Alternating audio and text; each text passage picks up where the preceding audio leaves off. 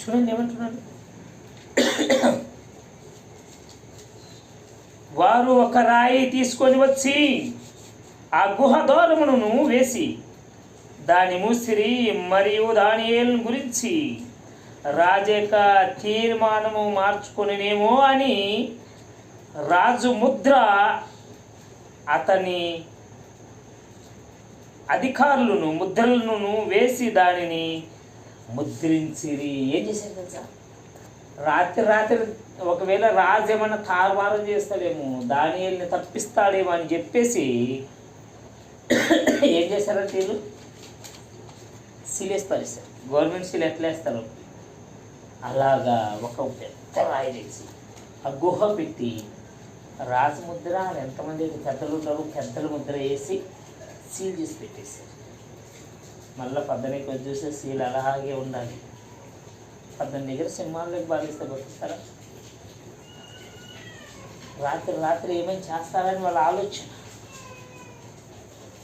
రాత్రే దాన్ని తారుమారం చేస్తారని వాళ్ళ ఆలోచన. కానీ దేవుని ఆలోచన వేరే ఉంది.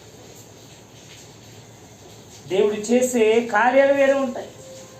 తమ విశ్వాసము కనపరుచుకునే ప్రతి ఒక్కరిని దేవుడు ఎలాగని కాపాడగలరు. చూడండి కింద మనం 18 వచ్చిన మనం చూసుకుంటే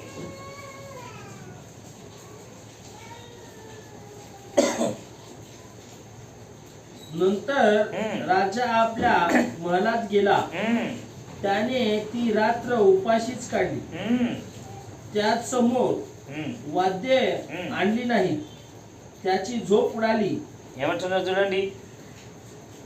అంతటా రాజు తన నగరికి వెళ్ళి రాత్రి అంతయు ఉపవాసముండి